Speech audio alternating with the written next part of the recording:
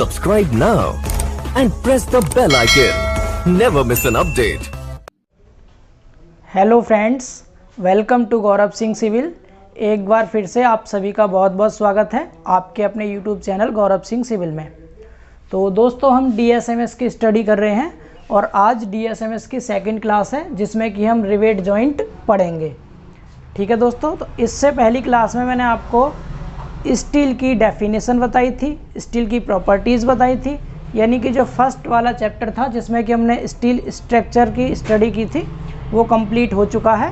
तो जिन्होंने भी वो पहला लेक्चर अभी तक नहीं देखा है, मैं डिस्क्रिप्शन में वीडियो का लिंक दे दूंगा, आप वहां से लिंक ओपन करके उस वीडियो को देख सकते हैं। तो आज दोस्तों हम डीएसएमएस में रिवेट जॉइंट की जो स्टडी करेंगे, मैंने इसके टॉपिक्स के नेम पहले ही लिख लिए हैं कि आज हम इसमें क्या क्या पढ़ने वाले हैं। क्योंकि दोस्तों हम जो भी चैप्टर स्टार्ट करेंगे पहले हमें पता होना चाहिए कि उस चैप्टर के अंदर हम क्या क्या पढ़ेंगे। क्योंकि अगर आपको ऑरली चैप्टर्स के टॉपिक याद रहेंगे, ठीक है, क्योंकि अगर आपको ऑरली चैप्टर्स के टॉपिक्स पता होंगे तो आप इजीली चैप्टर को समझ सकते हैं। तो देखिए, इसमें सबसे पहला टॉपिक है दोस्तों रिवेट। ठीक है, तो हम इसमें पहले तो रिवेट के बारे में जानेंगे कि रिवेट क्या होता है, उसकी शेप कैसी होती है। फिर दूसरा टॉपिक है इसमें क्लासिफिकेशन ऑफ रिवेट्स, यानी कि रिवेट्स का वर्गीकरण, यानी कितने टाइप्स के होंगे रिवेट। अभी तक मैं सिर्फ रिवेट की बात कर रहा हूँ, जॉइंट पर नहीं पहुँचा। यानी पहले हम पढ़ेंगे रिवेट क्या है, फिर पढ़ेंगे क्लासिफिकेशन ऑफ रिवेट्स, उसके बाद तीसरा टॉपिक है इसमें टाइप्स ऑफ रिवेट जॉइंट, यानी कि रिवेट जॉइंट के कितने प्रकार होते हैं ये देखेंगे। ठीक है, मेनली दो ही टाइप के होते हैं रिवेट जॉइंट, एक होता है लैप जॉइंट और एक होता है बट जॉइंट। क्लियर। तो फिर हम चौथे टॉपिक में पढ़ेंगे difference between lap joint and butt joint, यानी लैप जॉइंट और बट जॉइंट में क्या डिफरेंस है, दोनों में अंतर क्या है ये पढ़ेंगे। और पांचवा टॉपिक इसके बाद पढ़ेंगे हम important terms related to rivet joint, यानी रिवेट जॉइंट से संबंधित कुछ इम्पोर्टेंट टर्म्स होंगे उनके बारे में स्टडी करेंगे। इसके बाद छठा टॉपिक है अरेंजमेंट ऑफ रिवेट्स, यानी जब हम प्लेट में रिवेट्स को लगाएंगे तो उसका अरेंजमेंट कैसे कैसे कर सकते हैं उसको देखेंगे। ठीक है, इसके बाद यहाँ तक तो देखिए दोस्तों, ये पूरा 6 टॉपिक जो है स्टार्टिंग के, ये तो थ्योरी पोर्शन है पूरा। ठीक है, ये आपका थ्योरी पोर्शन है इस चैप्टर का। इसके बाद 7वें टॉपिक से न्यूमेरिकल पोर्शन स्टार्ट हो जाएगा, जिसमें कि 7वां टॉपिक है फेलियर ऑफ रिवेट जॉइंट। हम रिवेट जॉइंट का फेलियर पढ़ेंगे कि रिवेट जॉइंट कैसे फेल होता है। ठीक है, क्योंकि रिवेट जॉइंट दो चीज़ से मिलकर बना होता है, एक तो रिवेट से, दूसरा प्लेट से। तो हम रिवेट्स फेलियर भी देखेंगे और प्लेट्स फेलियर भी देखेंगे। क्लियर। इसके बाद हम जब रिवेट फेल हो जाएगा तो उसके बाद देखेंगे इसकी स्ट्रेंथ कितनी होती है, तो स्ट्रेंथ ऑफ रिवेट जॉइंट्स देखेंगे, ये भी न्यूमेरिकल पोर्शन है।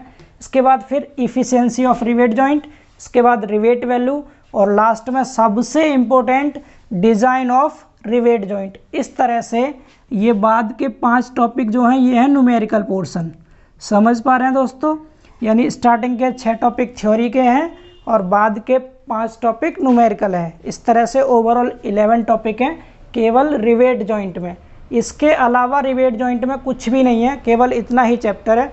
इसी को आपको बहुत ध्यान से पढ़ना है क्योंकि आपके एग्ज़ाम के लिए मोस्ट इम्पोर्टेंट है ये। इसके 1 या 2 क्वेश्चन आपके यूपीवीटी एग्ज़ाम में आते ही आते हैं, कंपलसरी है।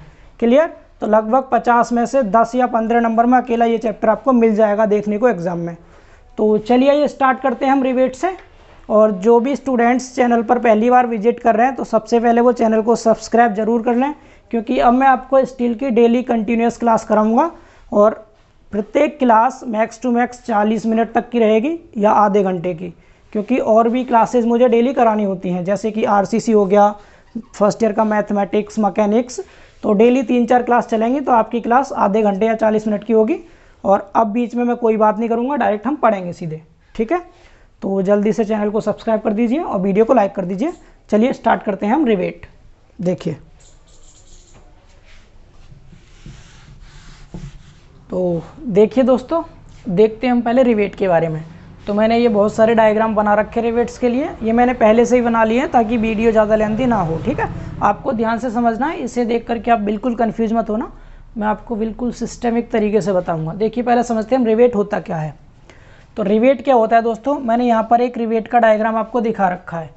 तो रिवेट एक स्टील की कील होती है, ठीक है, स्टील की, इस्पात की है, गोल कील होती है, ये आपको दिख भी रहा होगा, इस टाइप की कील आपने देखी होगी। तो रिवेट क्या है, स्टील की एक गोल कील होती है जिसका एक सिरा थोड़ा सा मोटा होता है। अगर आप ऊपर वाले सिरे को देखें तो ये थोड़ा मोटा है, तो इस मोटे वाले सिरे को दोस्तों हम बोलते हैं हेड। क्लियर, हिंदी में इसको शीर्ष बोलते हैं, मैं साथ साथ आपको हिंदी भी बताता रहूँगा, शीर्ष। समझ पा रहे हैं? तो रिवेट रिवेट स्टील की एक कील होती है, गोल कील, जिसका एक सिरा मोटा होता है जिसे हम हेड कहते हैं, और दूसरे सिरे को हम शंक बोलते हैं। याद रखेंगे दोस्तों, शंक, इसको हिंदी में भी शंक ही कहते हैं, SHAN के, शंक। तो इतना समझ पा रहे हैं? रिवेट का जो हम यूज करते हैं दोस्तों, वो किन्हीं भी दो प्लेट्स को जोड़ने के लिए करते हैं। ठीक है, मैंने इधर दिखा रखा है, एक प्लेट ये थी ऊपर और एक प्लेट ये नीचे रखी हुई है इसके, इन दोनों को हमने क्या किया, बीच में रिवेट लगा के जोड़ दिया है। मतलब रिवेट का जो हम यूज करते हैं वो किन्हीं भी दो प्लेट्स को जोड़ने के लिए करते हैं। और जब हम रिवेट को प्लेट में यूज करते हैं जोड़ने के लिए, तो हम इसके दूसरे वाले सिरे को भी, यानी इस वाले सिरे को भी, हमने पहले क्या किया, दोनों प्लेट में होल किया, इसमें रिवेट एंटर कर दिया, फिर हमने इसका दूसरा वाला सिरा जो था ये वाला, इसको भी पीट करके इसके हेड के जैसा ही बना देते हैं ताकि ये निकल ना जाए और एक परमानेंट जॉइंट बन जाए। समझ पा रहे हैं ना? तो ये जो अब यहाँ पर जॉइंट बना है रिवेट और प्लेट के बीच में, इसी जॉइंट को हम रिवेट जॉइंट बोलेंगे। इतना समझ आ रहा है? रिवेट क्या होता है, रिवेट इस्पात की एक गोल कील होती है, स्टील की एक गोल कील होती है, जिसका ऊपर वाला सिरा थोड़ा मोटा होता है जिसे हम हेड बोलते हैं, और इसके दूसरे सिरे को शंक बोलते हैं। इसको जब हम प्लेट में यूज करते हैं तो दूसरे सिरे को भी पीट करके हेड के जैसा कर देते हैं ताकि जॉइंट परमानेंट हो जाए। इतना समझ आ रहा है? तो ये तो हो गई इस रिवेट की थ्योरी। मैं आपको साथ साथ समझा रहा हूँ दोस्तों, मैं जो बोल रहा हूँ आप उसे लिख भी सकते हैं, यही इसकी थ्योरी है। इसके अलावा आप बुक की हेल्प से भी पढ़ सकते हैं, मैं आपको यहाँ समझा दे रहा हूँ। तो आई होप सो आपको ये तो समझ आ गया हो रिवेट क्या होता है, इसके दोनों पार्ट समझ आ गए। अब देखते हैं हम दूसरा टॉपिक था हमारा क्लासिफिकेशन। ठीक है, पहला टॉपिक कवर हो गया, दूसरा है क्लासिफिकेशन।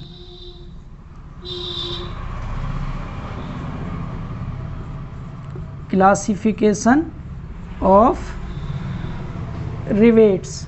ठीक है, तो दोस्तों क्लासिफिकेशन इसका 3 टाइप से किया जाता है। सबसे पहले यहाँ पर आपको दिख रहा होगा इनके सबकी हेड की जो शेप है वो अलग अलग दिखाई दे रही है। ठीक है, तो जो हम पहला क्लासिफिकेशन करते हैं दोस्तों, वो करते हैं हेड की शेप के अनुसार। हेड की शेप के अनुसार, हेड की शेप के अनुसार। ठीक है, देखते चलेंगे ध्यान से दोस्तों। हेड की शेप के अनुसार ये 6 टाइप के होते हैं। सबसे पहला मैंने यहाँ दिखा रखा है, फर्स्ट वाला, इसको बोलते हैं हम स्नैप हेड। स्नैप हेड, ठीक है, ये फर्स्ट वाला है। इसमें स्नैप हेड यानी जिसका हेड कैसा हो, डी शेप का होता है इस तरह का, इसको स्नैप हेड बोलते हैं। स्नैप हेड रिवेट है ये। मैं केवल अभी आपको रिवेट्स का क्लासिफिकेशन करा रहा हूँ, जॉइंट का नहीं। तो क्या है ये, स्नैप हेड हो गया पहला। दूसरा जो दोस्तों होता है, ये दूसरा वाला पेन हेड है। देखिए ऊपर थोड़ा सा कम है, ये चौड़ाई इसकी नीचे ज़्यादा है, जो ट्रिपेजॉइडल शेप का होता है, इसको हम पेन हेड बोलते हैं। तो इनकी हेड के शेप के अनुसार इनको अलग अलग नाम दिए गए हैं। तीसरा जो है दोस्तों, देखिए ये भी पेन हेड ही था, यहाँ तक देखिए ध्यान से, पेन था, सेम था, लेकिन यहाँ से क्या किया, इसकी जो गर्दन थी, जो नेक थी, इसको थोड़ा टेपर्ड कर दिया है।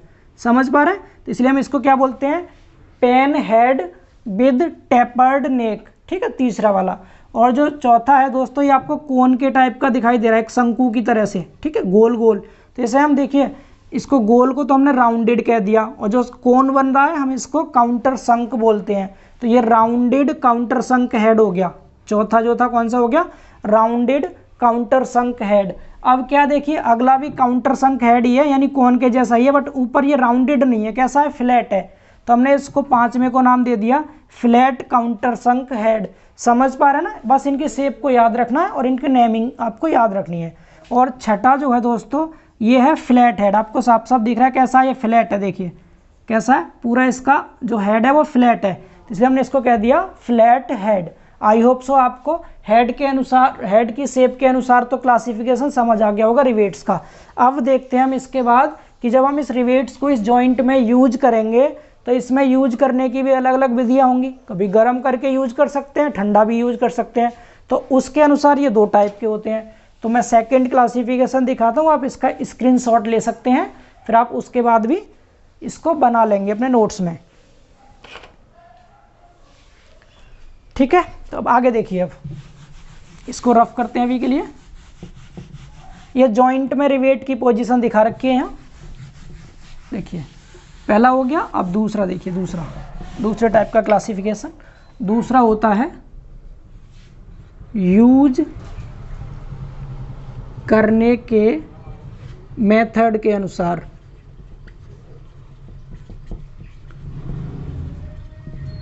यानी इंग्लिश में बोलेंगे according two methods of using the rivets. ठीक है, तो ये दो टाइप के हैं। कौन कौन से? एक तो हम क्या करते हैं, रिवेट को गरम ही यानी गरम करके यूज करेंगे प्लेट में, पहले गरम करेंगे उसको, फिर हम प्लेट्स में यूज करेंगे, तो उसको बोलते हैं हम हॉट ड्राइवन। ठीक है, और एक क्या होता है, हम बिल्कुल ठंडा ही यूज कर लेंगे, तो उसे बोलते हैं कोल्ड ड्राइवन। सिर्फ आपको नाम याद रखने हैं इसमें, जब गर्म करके यूज करेंगे तो उसे कह देंगे हॉट ड्राइवन रिवेट, और ठंडा यूज करेंगे तो उसे बोलेंगे कोल्ड ड्राइवन रिवेट्स। इतना समझ आ रहा है? देखिए दोस्तों, इसका तीसरा क्लासिफिकेशन, रिवेट्स का जो तीसरा क्लासिफिकेशन है दोस्तों, वो होता है लगाने के स्थान, लिख देता हूँ यहाँ पर, लगाने के स्थान एंड शक्ति। आप इंग्लिश में बोल सकते हैं स्थान का मतलब प्लेस एंड शक्ति मतलब पावर। ठीक है, के अनुसार। इसका मतलब क्या है कि जब आप रिवेट को लगाएंगे तो आप रिवेट किस स्थान पर लगा रहे हैं, मतलब फील्ड में लगा रहे हैं या शॉप से ही आप प्लेट में लगा हुआ रिवेट लेकर आते हैं। ठीक है, और पावर का मतलब क्या है कि उसमें जो आप पावर यूज करेंगे मशीन के द्वारा लगा रहे हैं आप या हाथ से लगाया गया उसको, समझ पा रहे हैं? तो इसके अकॉर्डिंग ये तीन टाइप के होते हैं दोस्तों, तीनों इंपॉर्टेंट हैं। ABC करके मैं लिख देता हूँ इन तीनों को। तो जो पहला होता है दोस्तों वो होता है hand driven rivets. Hand driven rivets का मतलब क्या है कि हमने हाथ का यूज करके उसको लगाया है, समझ पा रहे हैं, हाथ से। दूसरा होता है पावर ड्राइवन फील्ड रिवेट्स, और तीसरा होता है पावर ड्राइवन शॉप रिवेट्स। तो समझ पा रहे हैं, हैंड ड्राइवन रिवेट्स का मतलब क्या कि हमने जो यूज किया रिवेट को वो हाथ से ही लगा दिया, किसी मशीन का यूज नहीं किया उसमें। ठीक है, तो ये पहला हो गया। दूसरा पावर ड्राइवन फील्ड रिवेट का मतलब क्या कि हमने मशीन से तो लगाया गया उसको, लेकिन फील्ड में यूज कर रहे हैं, जहाँ पर हमें यूज करना है उस फील्ड में ही लगा रहे हैं उसको। और तीसरा क्या है, पावर ड्राइवन शॉप रिवेट्स, यानी शॉप मतलब दुकान से लगा हुआ रिवेट लेकर आ रहे हैं हम, वो भी कैसा, जो कि मशीन से लगाया गया था। तो इस तरह से तीन थे ये। तो देखिए इसमें आपको एक चीज़ याद रखनी है, नोट पॉइंट याद रखें अपने लिए, कि इसकी जो स्ट्रेंथ होती है वो मिनिमम होती है, ये मिनिमम स्ट्रेंथ का होता है। ठीक है, और इसकी जो स्ट्रेंथ होती है वो मीडियम होती है। मीडियम मतलब इससे ज़्यादा थोड़ी, ये मीडियम स्ट्रेंथ का होता है। और जो तीसरा वाला होता है दोस्तों, ये मैक्सिमम स्ट्रेंथ का होता है, इसकी स्ट्रेंथ मैक्सिमम होती है। कितनी स्ट्रेंथ होती है हम ये न्यूमेरिकल में बात करेंगे, इनकी स्ट्रेंथ भी फिक्स है। ठीक है, स्टैंडर्ड है, तो हम बात करेंगे आगे न्यूमेरिकल में, जो आपका टॉपिक था स्ट्रेंथ ऑफ रिवेट जॉइंट, वहाँ बात करेंगे।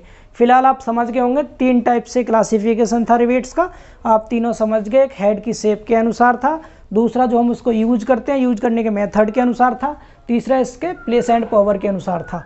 तो इस तरह से क्लासिफिकेशन हो गया कंप्लीट। अब चलते हैं अपने तीसरे टॉपिक पर, जिसका नाम है दोस्तों टाइप्स ऑफ रिवेट जॉइंट।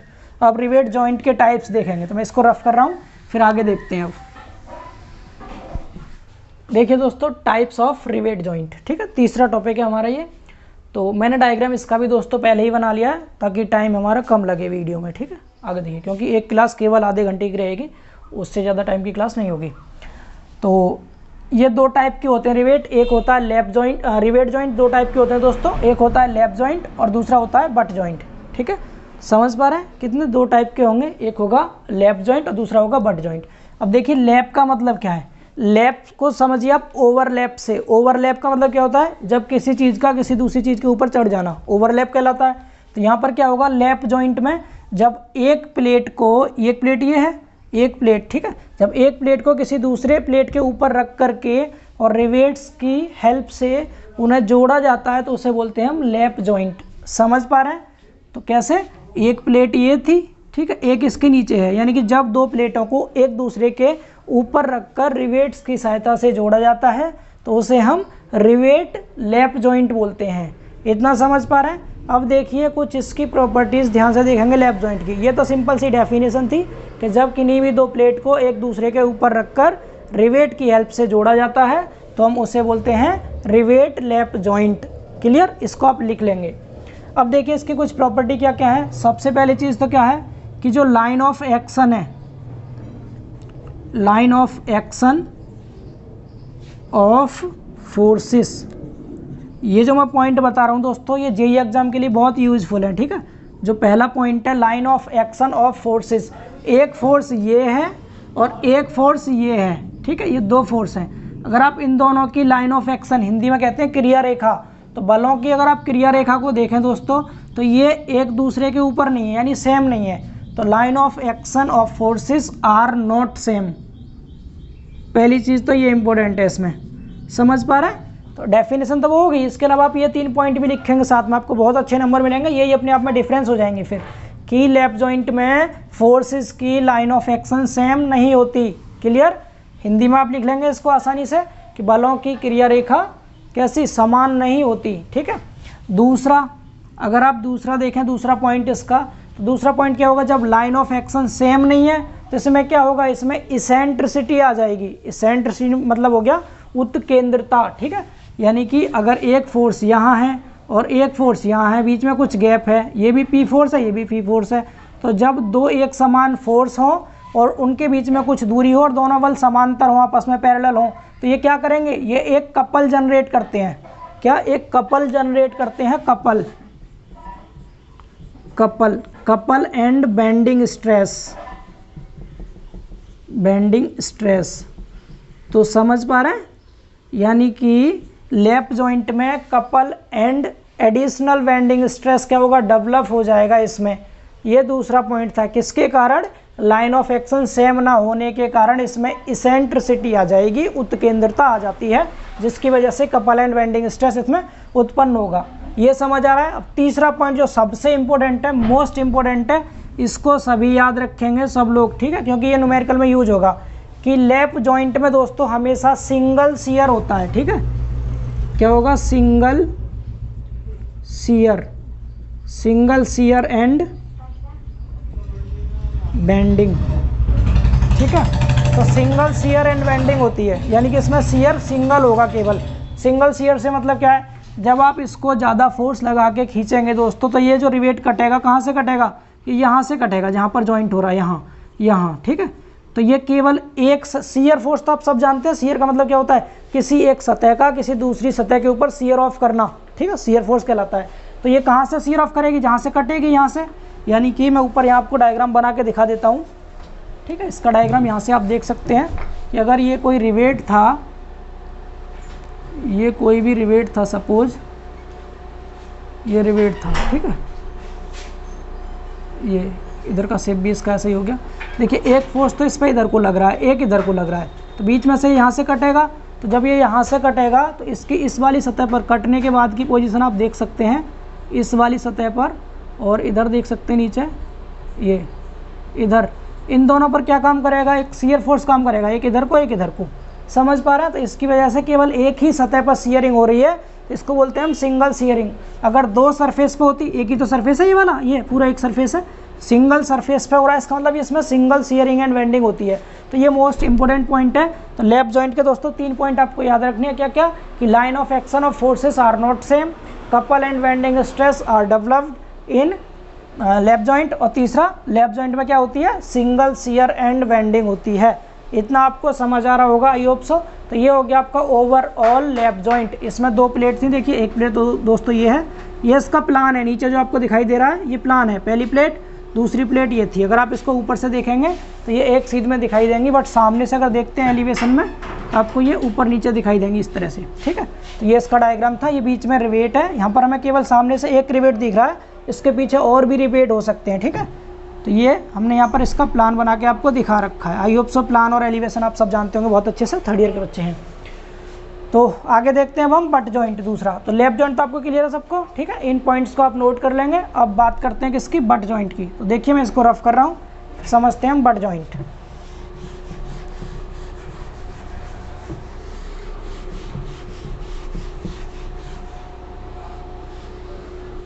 देखिए दोस्तों, अब देखते हैं हम बट जॉइंट, ठीक है। सेकंड जो टाइप था हमारा बट जॉइंट, इसे देखते हैं। तो दोस्तों बट जॉइंट क्या होता है, हमने लेफ्ट जॉइंट तो पढ़ लिया जिसमें कि हम दो प्लेटों को एक दूसरे के ऊपर रख के रिवेट द्वारा जोड़ते हैं। इसमें क्या होगा, दो प्लेट्स को एक दूसरे के ऊपर ना रख कर एक दूसरे से सटा कर रखते हैं। जैसे एक प्लेट ये होगी कोई, अब दूसरी प्लेट हम यहाँ रख देंगे, ठीक है। एक दूसरे से सटाकर जब दो प्लेटों को रखा जाता है, तो अगर आप अब इसमें रिवेट लगा करके अगर आप इसे जोड़ेंगे, अगर आप इसमें अब रिवेट लगा के जोड़ेंगे तो क्या ये जुड़ सकती है। एक प्लेट तो देखिए यहाँ थी, एक प्लेट आपने इससे सटा दी, अगर आप फोर्स लगाएंगे तो आप आसानी से इसको हटा सकते हैं। तो इसका मतलब कि आपको क्या करना पड़ेगा, अब रिवेट लगाने के लिए अगर आप यहाँ रिवेट लगा भी देते हैं, सपोज आपने यहाँ रिवेट लगा दिया ये और यहाँ भी लगा दिया, तो भी क्या होगा, तो भी ये प्लेट अभी जुड़ी नहीं है, क्योंकि अगर आप फोर्स लगा के खींचेंगे तो ये वाली प्लेट यहाँ से अलग इधर हो जाएगी, ये इधर हो जाएगी, क्योंकि ये रिवेट का तो कोई मतलब ही नहीं रहा यहाँ। तो इसका मतलब क्या होगा, हमें इसमें एक और अलग से एक और एक्स्ट्रा प्लेट यूज करनी पड़ेगी, ठीक है। यानी कि दो तो ये मेन प्लेट थी जिनको हमने क्या किया, एक दूसरे से सटा कर रख दिया इस तरह से। अब हम क्या करेंगे, इसके ऊपर एक और एक्स्ट्रा कवर प्लेट लगाएंगे, ठीक है, कवर प्लेट। अगर आप एक साइड में कवर प्लेट लगाते हैं तो उसको कह देंगे हम सिंगल कवर बट जॉइंट, समझ पा रहे हैं। और अगर आप दोनों तरफ कवर प्लेट लगाएंगे, इधर भी, तो इसको बोल देंगे आप double cover butt joint, double cover butt joint, समझ आ रहा है। अगर एक तरफ से कवर किया आपने तो सिंगल कवर, दोनों तरफ से कवर प्लेट लगा दी तो डबल कवर। अब यहाँ पर इसके बाद अब लगाते हैं हम रिवेट, यहाँ इस तरह से, इधर भी और इधर भी। देखिए दोनों तरफ एक एक रिवेट लगाएंगे तब आप इसको बोलेंगे सिंगल रिवेट, ठीक है, इस तरह से, समझ पा रहे हैं। तो अब ये कम्प्लीटली जॉइंट हो गया। अगर आप अब इसको फोर्स लगा के खींचते हैं तो अब ये अलग नहीं होगा, क्योंकि ऊपर से और नीचे से इसमें कवर प्लेट लगी हुई है। तो मैं बार बार कवर प्लेट यूज क्यों कर रहा हूँ, क्योंकि यहाँ पर डेफिनेशन में इसको आपको यूज करना है साथ में। आप क्या बोलेंगे, बट जॉइंट की डेफिनेशन, बट जॉइंट एक ऐसा जॉइंट होता है जिसमें हम किन्हीं भी दो मेन प्लेटों को एक दूसरे से सटाकर रखते हैं और कवर प्लेट का प्रयोग करके रिवेट द्वारा जोड़ते हैं, तो उसे बोलते हैं हम बट जॉइंट। अगर केवल एक कवर प्लेट यूज करेंगे तो उसको बोल देंगे हम single cover butt joint, but में डबल टी लगा लेना, सॉरी, बट जॉइंट, ठीक है। और अगर आप दो कवर प्लेट का यूज करेंगे तो बोल देंगे डबल कवर बट जॉइंट। आई होप सो आपको इतना समझ आ रहा होगा, ठीक है। ये थ्योरी पोर्शन है, इसको जल्दी से कवर कीजिए। तो क्या क्या है, सिंगल कवर बट जॉइंट और डबल कवर बट जॉइंट, समझ गया आसानी से, क्लियर। अब देखिए इसके भी कुछ इंपॉर्टेंट पॉइंट्स देखेंगे जैसे हमने लेफ्ट जॉइंट में देखे थे, उन्हीं तीनों पॉइंट की बात करेंगे। अगर हम सबसे पहला पॉइंट देखें, लाइन ऑफ एक्शन, यानी कि क्रिया रेखा किसकी, फोर्स की, ऑफ फोर्सेस। जो ये दोनों बल हैं, अगर हम इनकी क्रिया रेखा देखें, लाइन ऑफ एक्शन देखें, सॉरी, इनकी लाइन ऑफ एक्शन देखें तो कैसी हैं वो, आर सेम। यानी कि जो इस बल की लाइन ऑफ एक्शन है वही इस बल की लाइन ऑफ एक्शन है, समझ पा रहे हैं ना। तो फोर्सेस की लाइन ऑफ एक्शन कैसी होंगी, इसमें सेम होंगी, पहला पॉइंट, इसमें भी। या तो आप सिंगल कवर बट जॉइंट देख लो या डबल कवर बट जॉइंट देख लो, दोनों में ही लाइन ऑफ एक्शन सेम होती है, पहली चीज़ दोनों के लिए, ठीक। अगर दूसरी चीज़ की बात करें, अगर इसमें लाइन ऑफ एक्शन सेम है तो इसेंट्रिसिटी क्या होगी फिर, इसेंट्रिसिटी इसमें क्या करेंगे, नेग्लेक्ट कर देंगे, ठीक है। या एलिमिनेट वर्ड अच्छा है, एलिमिनेट यूज कर सकते हैं आप, मतलब इसेंट्रिसिटी इसमें नहीं होती है, ठीक है, इसेंट्रिसिटी इसमें नहीं होती, तो इसे लिख देंगे एलिमिनेटेड, इसेंट्रिसिटी एलिमिनेटेड, यानी उत्केंद्रता उत्पन्न नहीं होगी। हिंदी वाले बच्चे भी याद रखेंगे, पहली चीज़ लाइन ऑफ एक्शन सेम होती है, क्रिया रेखा सेम होगी। दूसरी चीज़ उत्केंद्रता नहीं होगी। जब उत्केंद्रता नहीं होगी तो इसमें कपल और बेंडिंग स्ट्रेस भी डेवलप नहीं होगा। ठीक है, तो इसमें क्या होगा, यानी कि कपल एंड बेंडिंग स्ट्रेस, जो एडिशनल बेंडिंग स्ट्रेस आ रहा था वो भी उत्पन्न नहीं होंगे। क्रॉस साइन लगा दिया मैंने, ठीक है, पूरा लिख लेना इसको अपनी लैंग्वेज में। इतना समझ पा रहे हैं? ये हो गए तीनों पॉइंट जो इन दोनों में कॉमन है। इसके बाद देखिए ध्यान से, अब सिंगल कवर बट जॉइंट की अगर हम बात करें तो देखिए चौथा पॉइंट इसके लिए क्या होगा, ये तीनों तो सेम है। चौथा पॉइंट इसके लिए देखेंगे सिंगल कवर बट जॉइंट के लिए। अगर मैं इसमें बात करूं, अगर ये रिवेट टूटता है यहाँ से, कहाँ से टूटेगा, ये फोर्स लगा रहा है आप इधर से, तो यहीं से तो टूटेगा, ये कवर प्लेट से अलग होगा बस यहाँ से। तो यानी कि केवल एक सरफेस से अलग हो रहा है। इसका मतलब सिंगल कवर बट जॉइंट में केवल सिंगल शियरिंग होती है, इसमें केवल सिंगल शियर होगा। इतना समझ आ रहा है? इसमें यहाँ पर केवल सिंगल शियर होगा। क्लियर? और अगर हम इसकी बात करें, इसमें देखें चौथा पॉइंट, तो इसमें देखिए एक तो यहाँ से भी टूट सकता है, ये ऊपर वाली कवर प्लेट से यहाँ से, और एक नीचे वाली कवर प्लेट से भी ये टूट सकता है यहाँ से। तो इसका मतलब दो सरफेस पर शियरिंग होगी, तो इसलिए यहाँ पर डबल शियरिंग होगी, डबल शियर।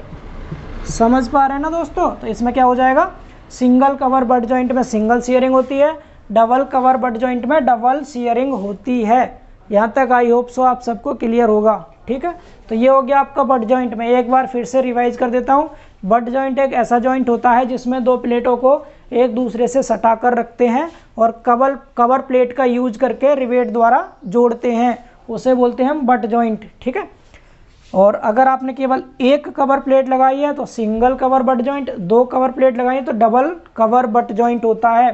इसके बाद लाइन ऑफ एक्शन कैसी होंगी, इसमें सेम होती है। इसेंट्रिसिटी यानी उत्केंद्रता उत्पन्न नहीं होगी, क्योंकि दोनों के बीच में कोई गैप ही नहीं है। ठीक है, डिस्टेंस नहीं है, तो कपल और बेंडिंग स्ट्रेस भी डेवलप नहीं होंगे। इसके बाद सिंगल शियरिंग होगी इस वाले में, और इस वाले में डबल शियरिंग होती है। तो ये हो गया आपका बट जॉइंट। अब चौथा टॉपिक देखते हैं, दोनों में डिफरेंस। आपने लैप जॉइंट और बट जॉइंट के कई सारे पॉइंट देख लिए। ठीक है, तो आप इन्हीं पॉइंट्स को समराइज करके आपको इनमें डिफरेंस निकालना है, क्या क्या डिफरेंस था।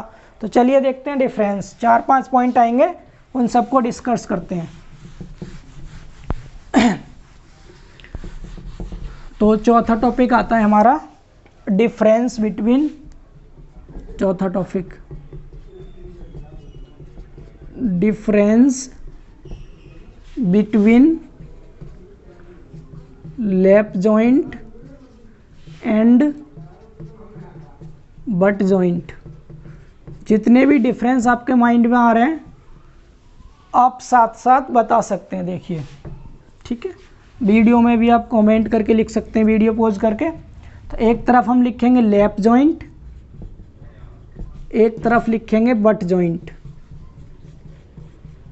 सबसे पहली चीज़ देखिए, आपको आसानी रहेगी अगर आप डायग्राम बना लेंगे साइड में थोड़ा सा। ये देखिए यहाँ पर क्या था, दो प्लेटों को एक दूसरे को ऊपर रख के और आप रिवेट द्वारा जोड़ रहे थे, ये हो गया लैप जॉइंट। बट जॉइंट में क्या था, दो प्लेट को एक दूसरे से सटा कर रखते थे और कवर प्लेट यूज कर रहे थे आप। मैंने अभी सिंगल ही कवर प्लेट यूज कर ली है। ठीक है, ये इस तरह से। तो ये था आपका बट जॉइंट। तो पहली चीज़ क्या है इसमें, सबसे पहली चीज़ बिल्कुल आसान सी चीज़ देखिए, मैं इधर एक और कवर प्लेट लगा देता हूँ। ये देखिए, सबसे पहली चीज़, सबसे पहला बेसिक सा डिफरेंस हो जाएगा कि लैप जॉइंट में हम कवर प्लेट यूज नहीं करते, cover plate are not used. ठीक है, इसमें हम कवर प्लेट यूज करते हैं। आप कंप्लीट लिखना भाई, टाइम थोड़ा कम है ना, इसलिए मैं शॉर्ट में आपको बता रहा हूँ। इसमें कवर प्लेट यूज नहीं करते, इसमें कवर प्लेट यूज करते हैं। अगर हम इसमें देखें दूसरी चीज़, इसमें रिवेट की लेंथ, अगर रिवेट की लंबाई की बात करें, यहाँ देखिए रिवेट, इसकी सैंक की लेंथ देखिए आप, यहाँ कम थी और यहाँ कैसी है, ज़्यादा, क्योंकि कवर प्लेट भी यूज करनी पड़ गई आपको।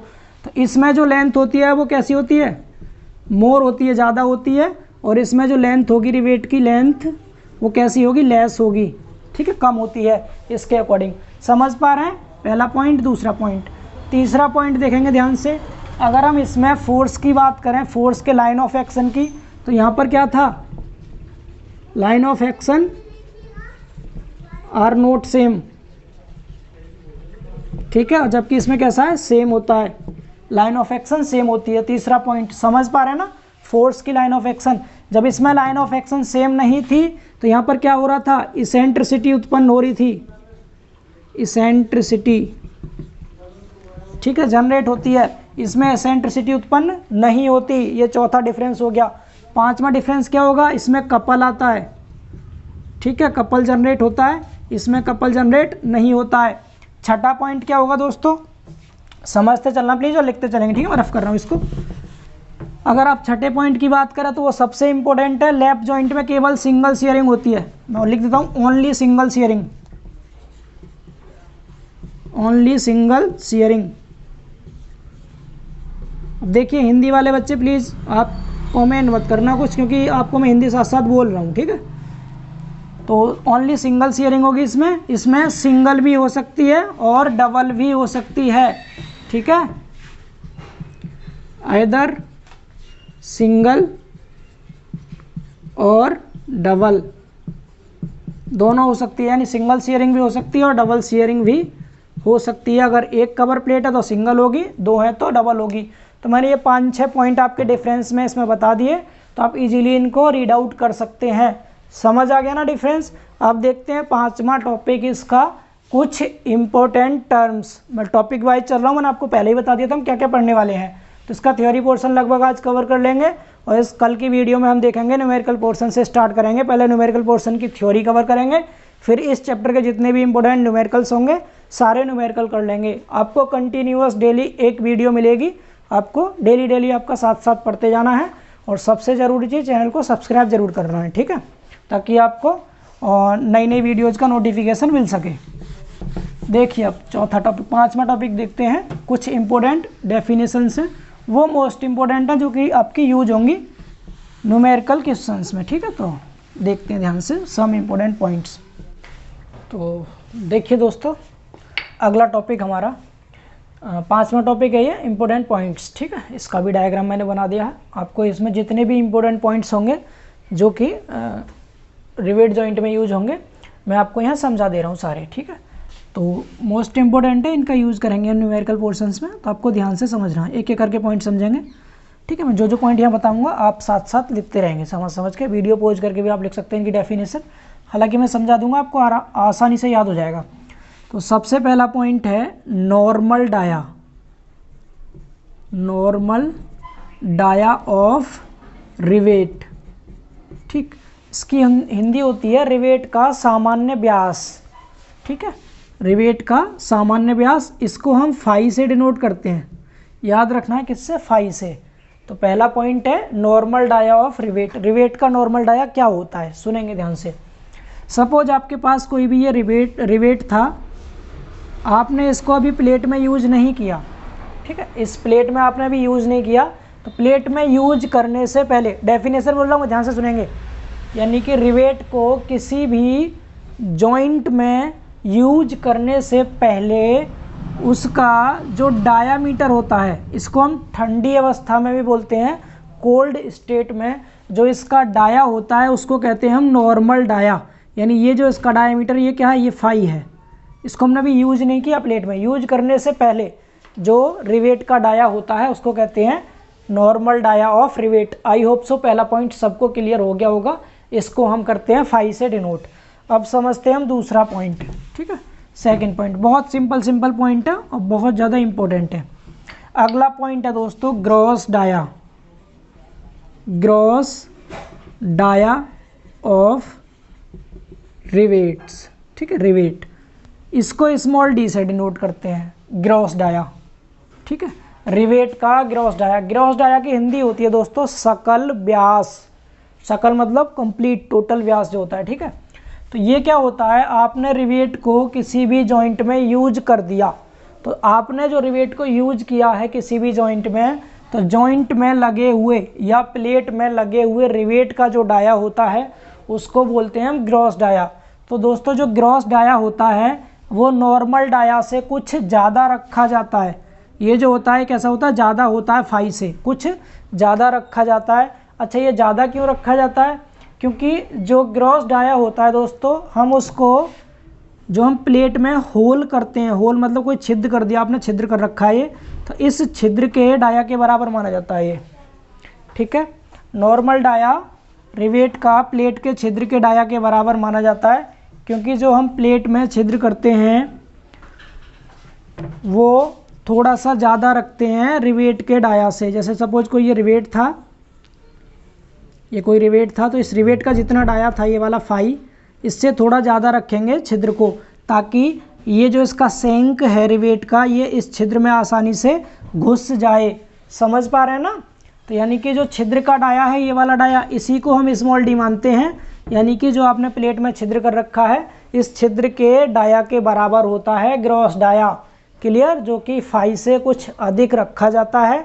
अब ये कितना अधिक रखा जाता है ये डिपेंड करता है इस फाई पर। ठीक है, तो चलिए बताते हैं कितना अधिक रखा जाता है। अच्छा, एक बार आप ये बता दीजिए, डेफिनेशन समझ गए ना इसकी, ग्रॉस डाया की। ग्रॉस डाया किसी भी जॉइंट में लगे हुए रिवेट का डाया होता है, जो कि प्लेट में किए गए छिद्र यानी होल के डाया के बराबर होता है। डाया मतलब व्यास, ठीक है, छिद्र के व्यास के बराबर होता है। और ये थोड़ा सा नॉर्मल डाया से अधिक रखा जाता है, क्योंकि जो छिद्र होता है हम उसको इसीलिए थोड़ा ज़्यादा रखते हैं ताकि रिवेट का सेंक इसमें आसानी से घुस सके। ठीक है, अब देखिए आगे बात करते हैं ये कितना ज़्यादा होता है। तो दोस्तों जो डी की वैल्यू होती है वो फाई से, देखिए फाई में अगर हम 1.5 mm जोड़ेंगे, कब? जब फाई की वैल्यू 25 mm के बराबर हो या इससे कम हो। यानी कि जो नॉर्मल डाया है फाई, अगर वो 25 से कम या बराबर है तब तो डाया में हम डी निकालने के लिए फाई में 1.5 mm जोड़ते हैं। और डी बराबर 5 + 2 mm कब लेंगे? जब इस फाई की वैल्यू 25 mm से अधिक होगी। तो अगर 25 mm तक है तब तो 1.5 mm जोड़ते हैं फाई में, और अगर 25 mm से ज़्यादा फाई की वैल्यू तो 2 mm जोड़ते हैं फाई में डी निकालने के लिए। तो आई होप सो आपको दूसरा पॉइंट भी क्लियर होगा, ग्रॉस डाया ऑफ रिवेट। अब देखिए तीसरा पॉइंट। ठीक है, इसको रफ करते हैं अभी। तीसरा पॉइंट देखेंगे। अब मैं इधर साथ साथ समझाता चलूँगा, आप देखते चलेंगे। अब तीसरे पॉइंट में इस डायग्राम का यूज होगा, इस डायग्राम से समझेंगे आप ध्यान से। तो जो तीसरा पॉइंट है उसका नाम है रिवेट लाइन। रिवेट लाइन या दूसरा नाम होता है इसका गेज लाइन। रिवेट लाइन या गेज लाइन कहते हैं इसको। देखिए रिवेट लाइन क्या होती है? तो जिस लाइन पर, यानी कि इस फोर्स की डायरेक्शन में, जिधर बल लगा हुआ है, बल की ही दिशा में ऐसी पैरेलल लाइन, ऐसी समांतर रेखाएं, ऐसी पैरेलल लाइंस जिन पर रिवेट लगा होता है, रिवेट लाइन या गेज लाइन कहलाती हैं। आई होप सो सबको समझ आ रहा होगा। ठीक है, जो मैं डायग्राम में बना रहा हूँ ये सब क्या है? ये है रिवेट लाइन। जैसे पहली 1 1, 2 2, 3 3, 4 4, ये सब क्या है? ये सब है रिवेट लाइन। तो रिवेट लाइन क्या होती है? रिवेट लाइन एक ऐसी लाइन होती है जिस लाइन पर, देखिए सबसे पहले तो ये क्या होगी? बल की दिशा के समांतर होगी, डायरेक्शन और फोर्स के पैरेलल होती हैं लाइंस। ठीक है, और इन पर रिवेट्स लगे होते हैं, तो इसको बोलते हैं रिवेट लाइन। समझ आ गया? अगला पॉइंट, ये कौन सा था? तीसरा पॉइंट था ये। अब बात करते हैं चौथे पॉइंट की। तो जो चौथा पॉइंट है दोस्तों वो होता है गेज डिस्टेंस। ठीक है, देखिए गेज डिस्टेंस टेक्निकल वर्ड्स हैं, सब इंग्लिश में याद रखेंगे। ठीक है, इसके अलावा बुक से हिंदी देख सकते हैं इनके। मैं आपको इंग्लिश में याद रखने को बोल रहा हूँ, आपका एग्जाम इंग्लिश हिंदी दोनों लैंग्वेज में आता है, तो आप इंग्लिश में टेक्निकल वर्ड्स याद रखें, कोई दिक्कत वाली बात नहीं है। देखिए गेज डिस्टेंस क्या होती है? तो ये जो रिवेट्स हैं, कोई भी दो लगातार आने वाले, यानी कि डिस्टेंस बिटवीन कॉन्जिक्यूटिव रिवेट्स। ठीक है, इन दोनों रिवेट्स के बीच की, ये दो लगातार हैं, ये और ये दो लगातार हैं, तो दो लगातार रिवेट्स के बीच की परपेंडिकुलर डिस्टेंस। परपेंडिकुलर किसके? जो आपने फोर्स लगा रखा है, इस फोर्स की डायरेक्शन के जो परपेंडिकुलर होंगी, ये हो गई, ये हो गई, ये कहलाती हैं गेज डिस्टेंस। स्मॉल जी से इसको डिनोट करते हैं। समझ पा रहे हैं?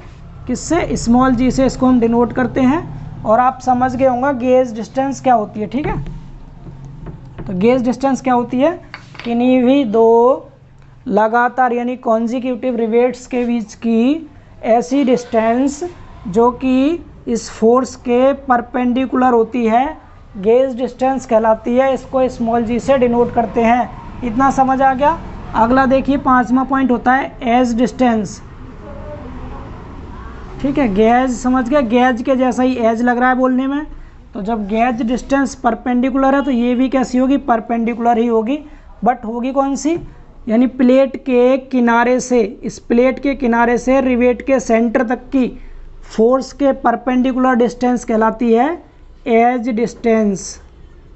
समझ पा रहे हैं, इधर भी और इधर भी, ये भी इसके सेंटर तक क्या होगी, ये एज डिस्टेंस। तो क्या बोलेंगे, it is a distance between the edge of plate and centre of rivets measured to perpendicular of direction of force, यानी कि जिस दिशा में बल लगा हुआ है इसके लंबवत डायरेक्शन में प्लेट के किनारे से और रिवेट के सेंटर तक की परपेंडिकुलर डिस्टेंस एज डिस्टेंस कहलाती है। गेज एज दोनों याद रखेंगे, गेज एज एक ही जैसा लग रहा है बोलने में, तो दोनों ही कैसी होती है, परपेंडिकुलर, दोनों तरफ एज, बीच में सब गेज।